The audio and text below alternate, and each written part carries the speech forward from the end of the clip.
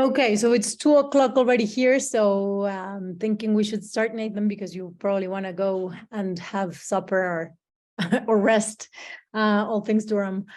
So we're very excited to be here today with Nathan. He is representing Durham University. It's a great school in the UK, and we have a partnership with them that offers some tuition fee discounts for our students.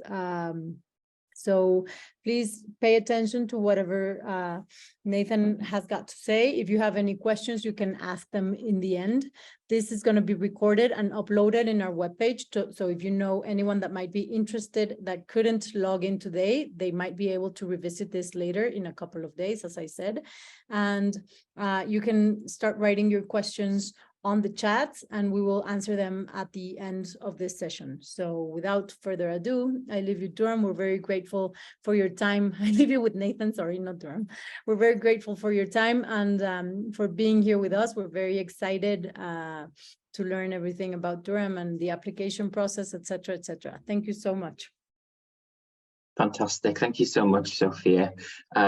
Please do excuse me. I will be looking over to my left as that's where the presentation is hosted for me. So sorry that it won't look as though I'm looking direct into the camera.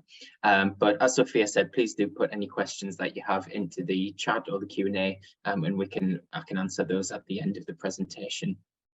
But without further ado, I'll get straight into the presentation, but I'll introduce myself first. So my name's Nathan Lamb. I'm one of the international officers at Durham University, and I look after applicants from across the Americas, so North America, Latin America, Central America, and the Caribbean as well. And I'm part of a team with Jessa, who's one of my colleagues. Unfortunately, she couldn't be here this evening, but if you were to get in touch with myself, it would also be Jessa who could be replying to you as well. So we're a team of two who look after Latin America, but we're part of a wider Americas team made up of 4 members of staff.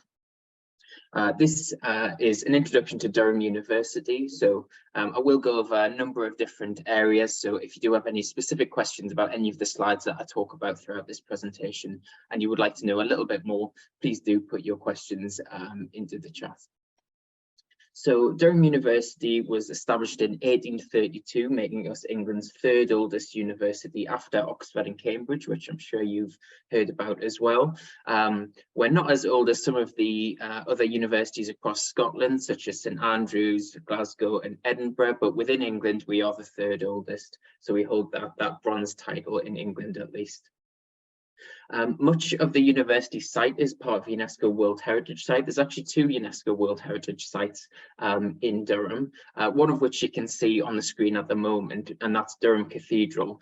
The other is Durham Castle, which is part of the university. Durham Cathedral isn't strictly part of the university, but all of our students graduate and matriculate within the cathedral, and there's a long historic partnership between the cathedral and the university. Back in 1832, the Bishop of Durham, Bishop Van Mildert, founded the university.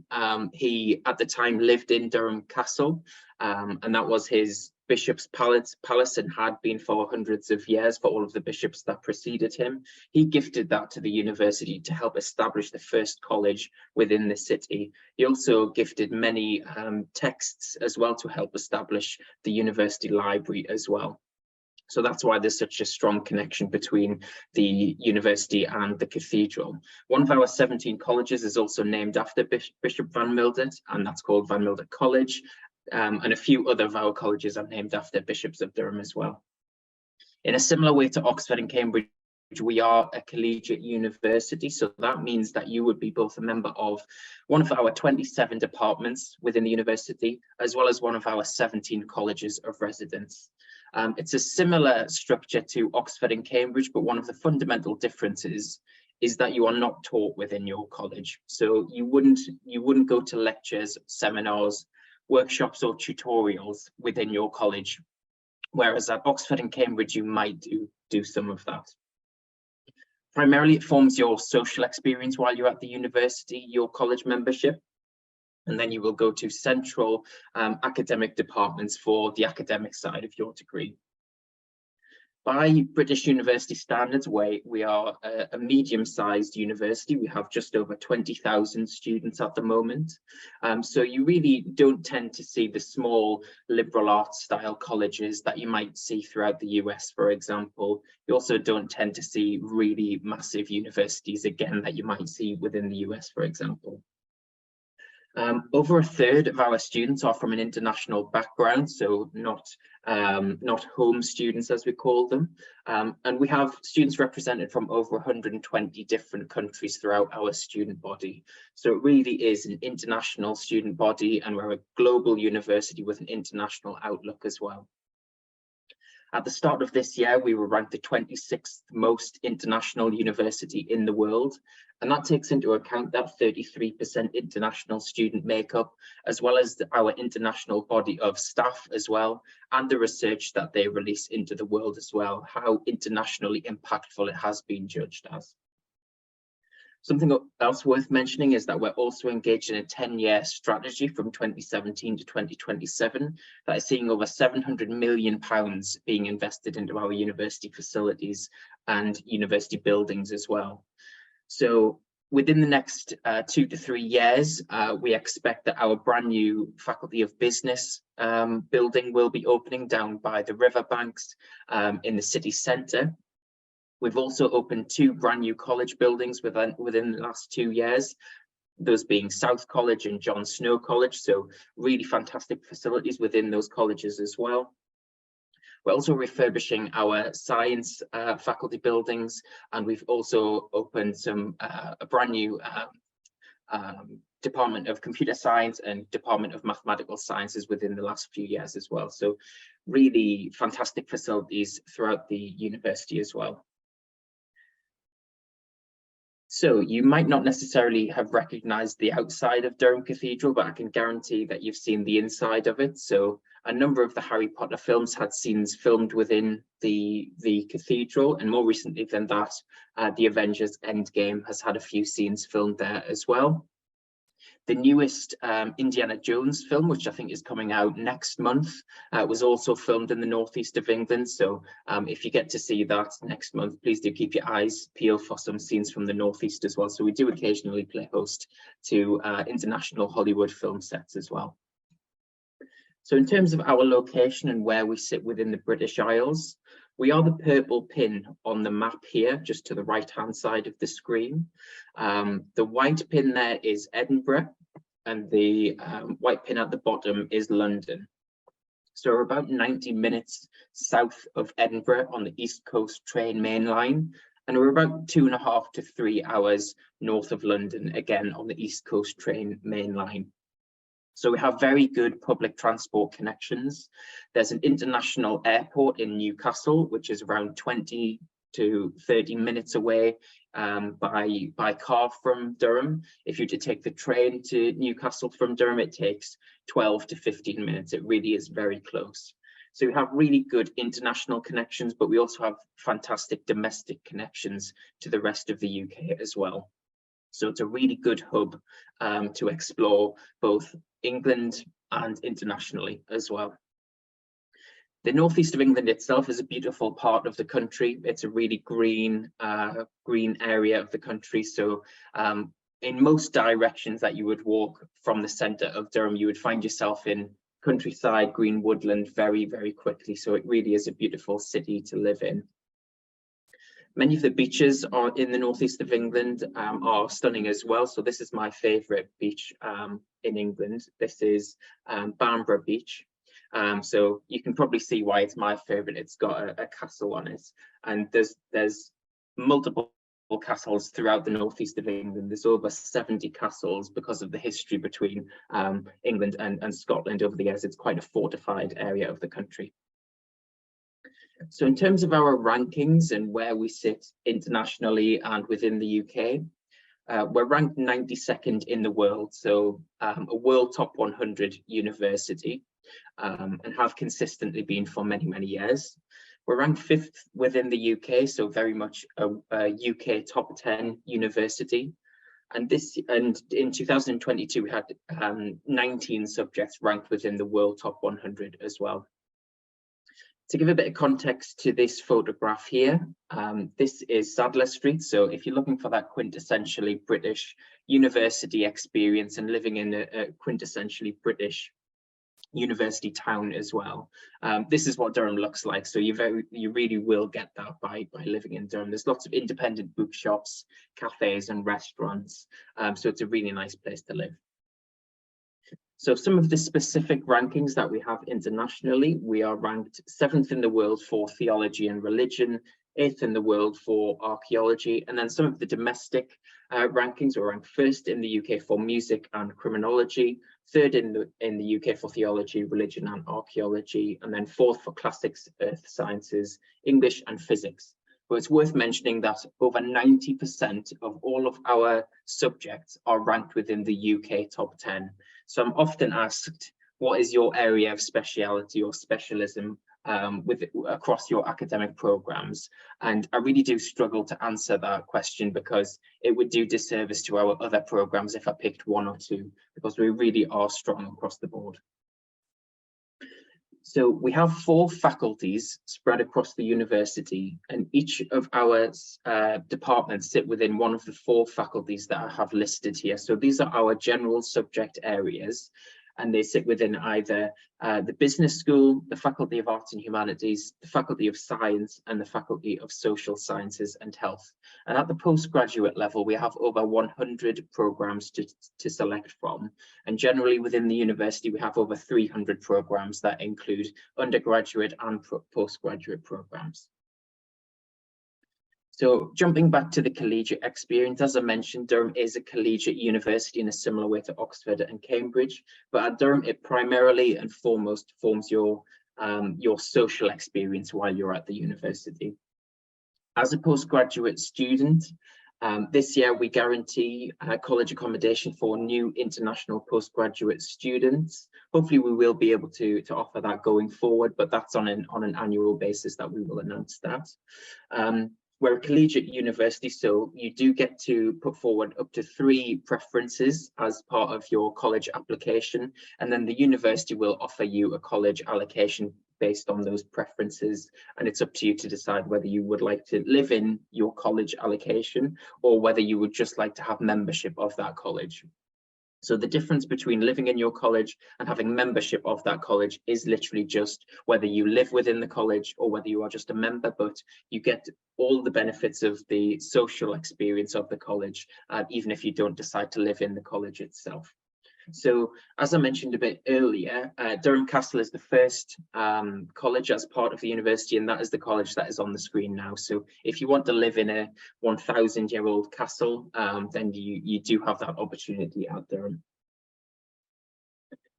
So I'm often asked what it means to be a collegiate university, and the easiest way to describe it really would probably be to compare it to the houses in Harry Potter. So obviously Hogwarts itself is the overall school or the overarching organization, but then within Hogwarts, for example, there are 4 houses: Slytherin, Ravenclaw, Hufflepuff and Gryffindor.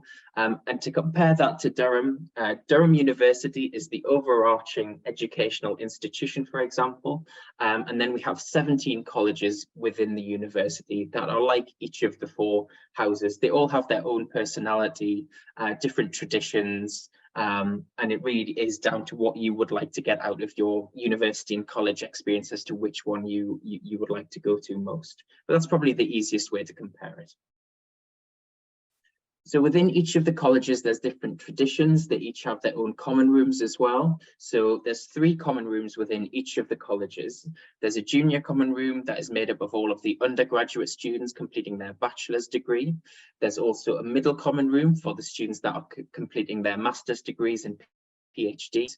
And then there's all of the staff that work within the college and academic members of staff from across the different academic departments within the university that have decided to be a member of that specific college.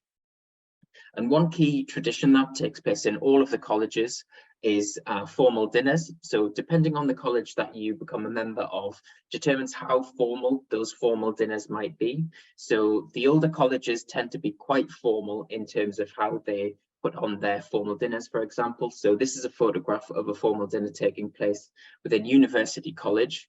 So you can see the grand nature of this formal dinner. Lots of historic paintings on the wall, a very historic setting. Whereas some of our newer colleges, they won't be in such historic settings, and they won't wear formal gowns as well, whereas in the older colleges they do wear academic gowns to their formal dinners. But they all follow the same kind of format, and they tend to be a 3-course meal, and it will be members of the college from all of the different year groups that come to celebrate being a member of that college. And it's a really nice way of coming back into your college building and having a cheap 3-course meal within the university.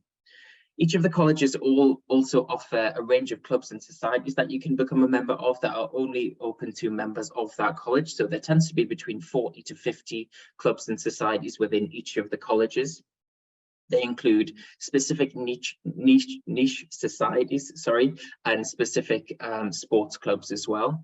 There's also a team of staff within each of the colleges that can support you pastorally as well. In terms of where our colleges sit within the university and across the city, each of the yellow pins or shields there represents one of our colleges. So there's 17 colleges at the moment. Number 10 at the top of the screen there is the College of St Hilda and St Bede, and the college at the bottom is Josephine Butler. And these are the 2 colleges that are the furthest away from each other.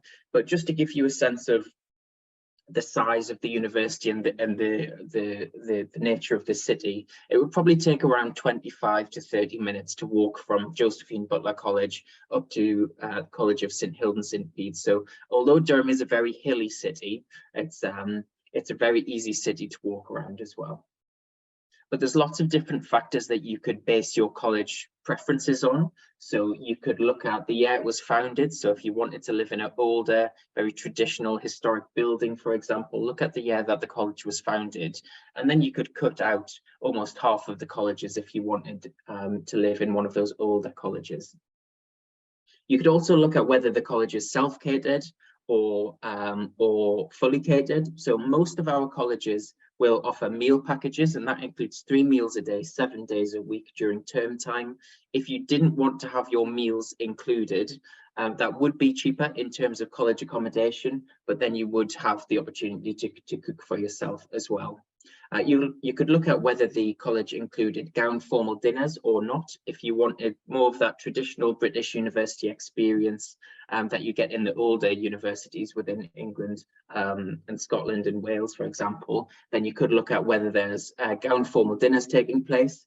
If you want a larger college with the facilities to go along with that versus a smaller college with a more close-knit community, you could look at the number of students that are actually residing within that college as well, and that will give you an idea as to whether it is one of those larger colleges with those bigger facilities or more close-knit community feel. So moving on to sport, we're ranked number 1 in the UK for team sport and have been since 2013. We have over 700 sports teams within the university as well. So whatever sport you're interested in, it's very likely that we will have provision for that. We've just invested over £32 million within our university sports facilities as well, as part of that overarching £700 million investment. And this is an aerial photograph of some of our key sports facilities that are located at Maiden Castle, which is our main sports centre. There's sort of a 2-tier system of sport within Durham University. So as I mentioned earlier, there's sports clubs and societies organised at a college level, but then there's also university level sport as well.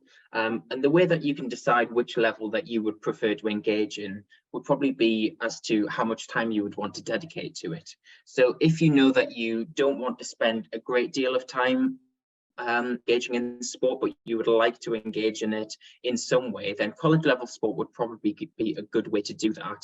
If you have a specific sport that you are very good at and you want to continue at a sort of even a semi-professional level and would like to compete nationally against other universities, then that would be when you could compete for the university and try out for those university teams.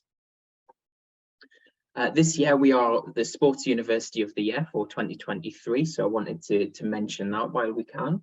And each year after examinations, so at around this time of year, actually, we have an annual rowing regatta. So all of our college teams compete against each other and race against each other on the river. And also universities from across the UK, such as Newcastle and the University of York, often come to compete against Durham as well.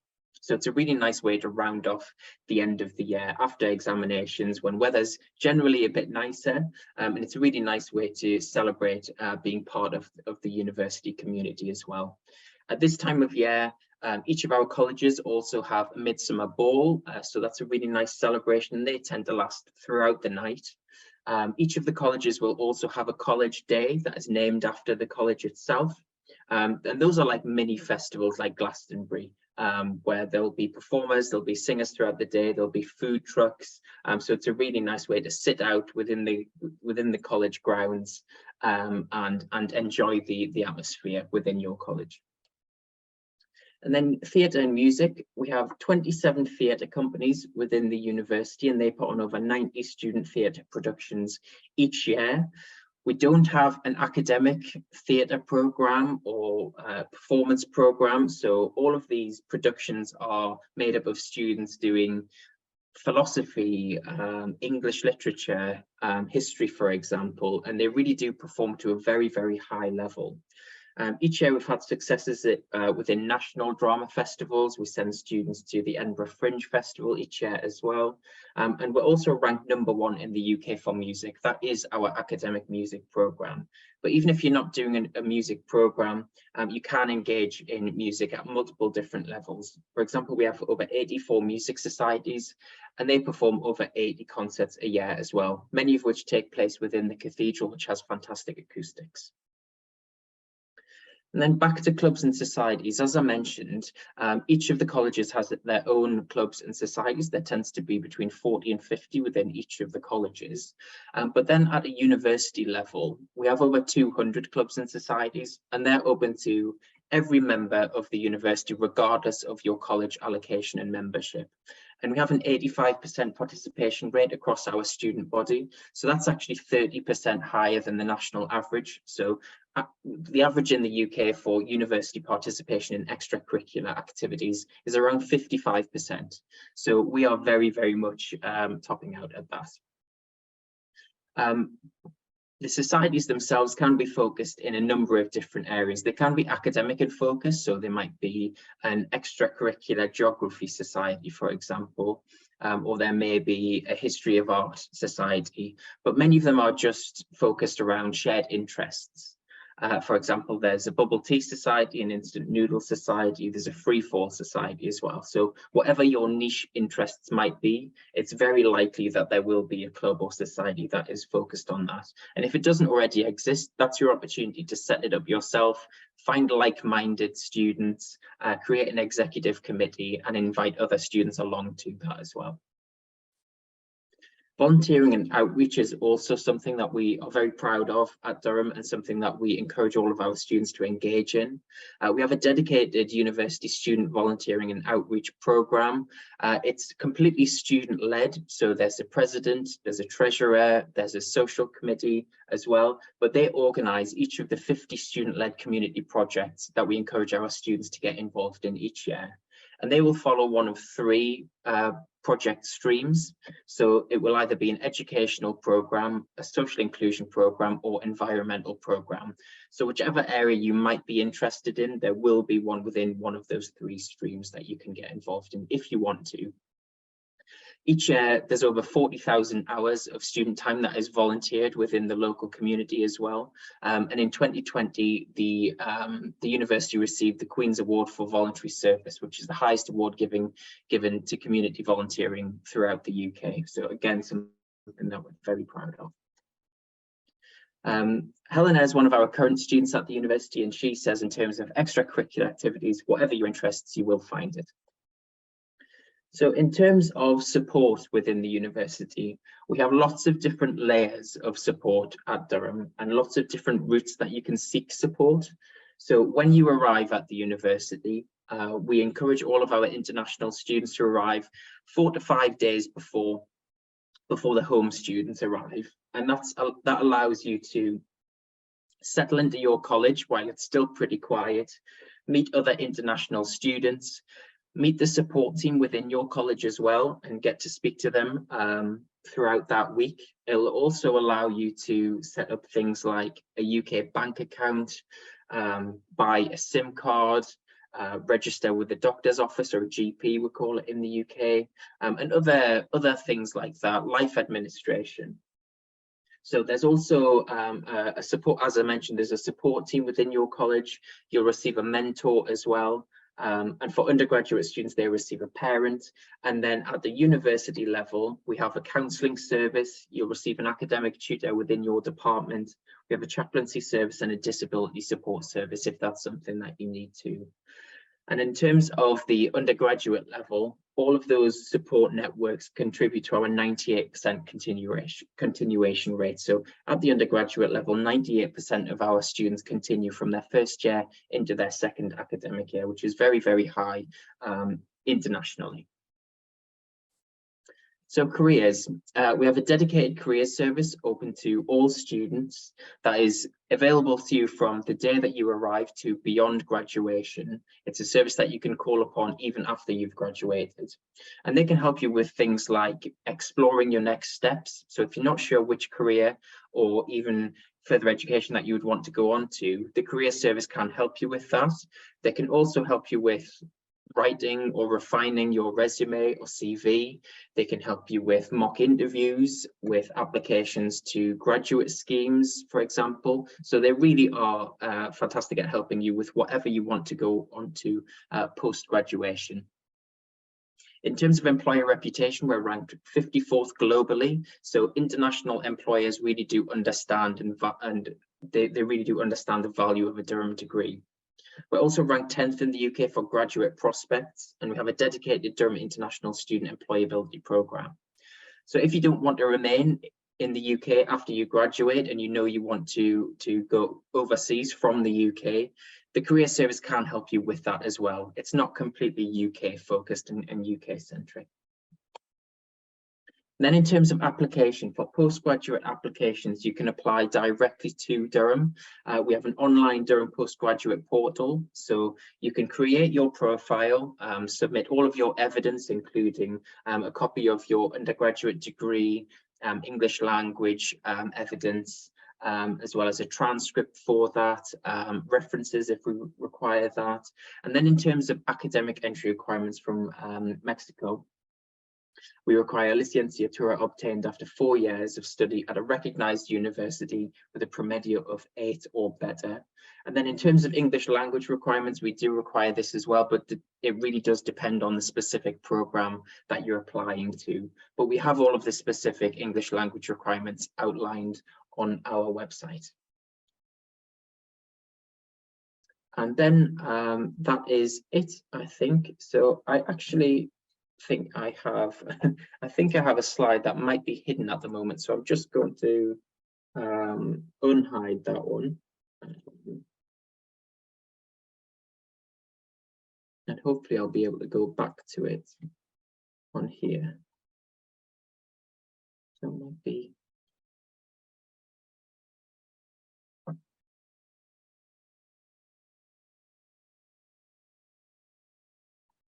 there we go. So apologies for that. This slide was hidden a bit earlier. So fees and funding. In terms of tuition at Durham, depending on the programme that you apply to, the programme itself can range between £20,900 up to £31,000. And I've put the exchange rate into Mexican currency below there. And then in terms of postgraduate scholarships, there's obviously the FUNED scholarships that can cover 10%, and then there's the loan that can cover 90% in addition to that. And then there's also CONOCYT scholarships and cheapening scholarships that students can apply to as well. And then I'll just jump back to the last slide, which has got my contact details on. But then that is it. So hopefully we might have a few questions.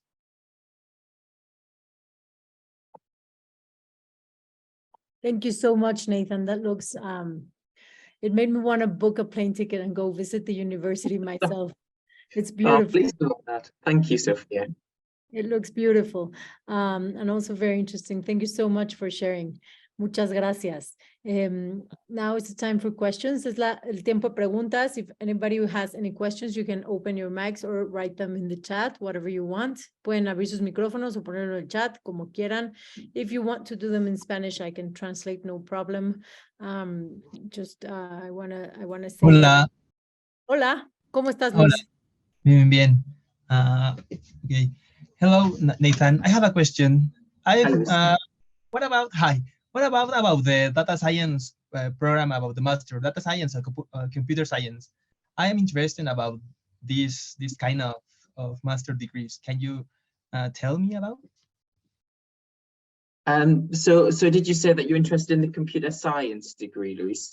Yeah. Yep. So I can certainly send the course handbook. So one good thing about UK universities is that we outline the full all of the classes that are involved in each of our degrees in full. I can certainly share that with you. I don't profess to be an expert within computer science itself, because we have over 100 postgraduate programs to select from. There is quite a range in terms of the structure of the degrees, but because I know that you're interested in a master's degree in computer science, I certainly can share the specific course handbook with you. If you'd like to send me your email address, for example, in the chat, you can do that privately, and then I can make a note to make sure that I can send you the course handbook for computer science. And then if you have any additional follow-up questions about the specific program, I can certainly answer those for you as well. Yes, because actually I watch some courses in the web page of the Durham University, and yes, you have a lot of programs. So yes, I will send you my email, and maybe we can share about. Sorry, we can talk about that. Yeah, absolutely. That would be great. And that offer goes out to everyone as well. If you'd like to get in touch with me directly, please do feel free to let me know which specific program that you're interested in, and I can share the course handbook, and we can have a one-to-one meeting as well, and we can talk about it in detail. But in terms of the facilities for the computer science programs that we have, I think I mentioned a little bit earlier, we've opened up a brand new dedicated computer science building that cost tens of millions of pounds. So it really is state of the art. So you would have very up-to-date, fantastic facilities within the computer science degree that you'd be interested in. But yeah, let's talk a bit more about that.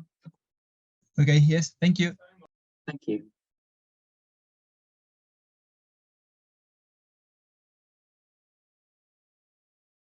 Anyone else? ¿Alguien más tiene alguna pregunta?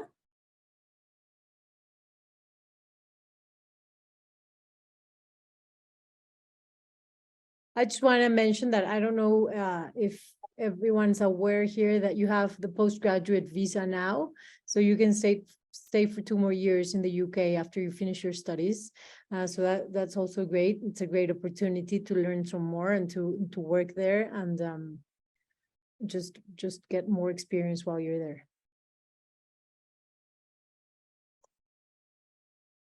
Okay, thank you. I have a question about that. For example, if I want to get a scholarship of chevening, it's possible to stay in United Kingdom more time than this year. For example, because I know about the chevening, it's mandatory to return to your country. So I think with another scholarship, you can stay and work in United Kingdom, no? Actually, but I think with chevening, it's not possible. So chevening has its specific things that they ask you, and I do believe they ask you to come back to Mexico, but I'm not sure about the time frame. Okay, thank you.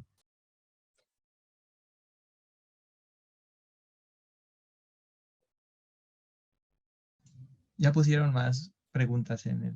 Gracias. So there's a question about Andrea is asking, when are what is the dates for the intake? Yes, so in terms of starting your degree, it would be, let me just get the dates correct in my mind. So the first week of October is usually the first is induction week. So that is the welcome and induction week for both undergraduate and postgraduate students each year. So that will be the week that you can settle into the university. And then in the second week of October each year is when undergraduate and postgraduate degrees begin and commence. In terms of application, there's a stricter application window for undergraduate programs, but it's more flexible for postgraduate programs. But I do recommend that you apply in September, October time for postgraduate degrees. But it's on a rolling basis, so you can take a little bit longer than for example, what it would be for undergraduate programs. Then Diana is asking us if she can work during her master's at the university, for example. Yeah, absolutely. So that's a really great question. So as part of your student visa within the UK, you can work up to 20 hours per week during term time. So for weeks that you have that the university is in session and you have lectures, seminars, workshops, tutorials, and the like, you can work up to 20 hours. That can be a job that you have with the university. So for example, in Durham, we have an international student ambassador scheme. So international students at Durham show applicants around the university. They have, they take part in online events such as this. They also take part in publicity campaigns as well. So they do a lot of photo shoots and things like that. So that's quite a nice part-time job to have on campus. In each of the colleges as well, they have bars, so you can work in one of your college bars as well. They have libraries, so the student librarians that tend to look after each of the libraries in the colleges themselves. And then within Durham City itself, there's bars, restaurants, and cafes as well. So if you wanted to work within the city, you certainly can, but there's plenty of part-time job opportunities to get involved in. And then outside of term time, you can work full-time. So it's a bit more flexible outside of term time. So if you had if you wanted to work over summer, for example, as a postgraduate student, when you don't have any lectures, then you could do that.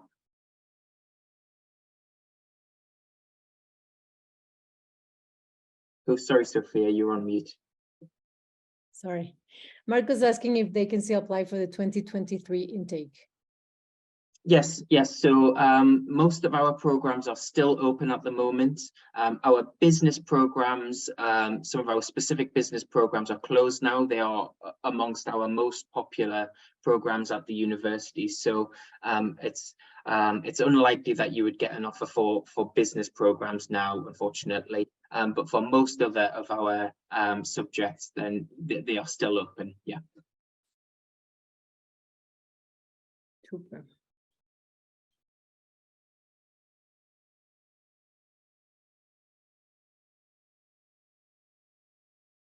So are there any more questions? ¿Alguien más tiene alguna duda? De mi lado todo claro, gracias. Qué bueno.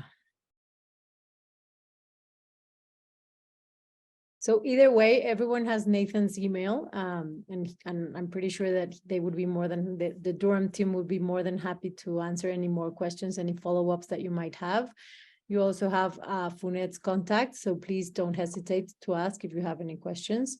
Thank you so much for your time, for being here with us. Muchas gracias, Nathan. Thank you, Nathan, for being here with us. And remember that if you know anyone interested in going to UK, in going to Durham and learning a little bit more about that beautiful, beautiful school, just let them know that this webinar is going to be in our webpage in the next couple of days. Thank you so much for your time, Nathan. Thank you everyone for coming. Thank you, Sophia, for organizing. And yeah, the offer stands. Please do get in touch. Thank you. I'm not going to close it, so if anyone wants to write down that email, you can do it. No voy a cerrar el chat para que puedan escribir el mail de Nathan si quieren. Thank you so much for your time, Nathan. You can go rest now. It's late over there. Thank you so much, and I hope everyone else has a brilliant day. Thank you. Thank you. Bye-bye. Bye.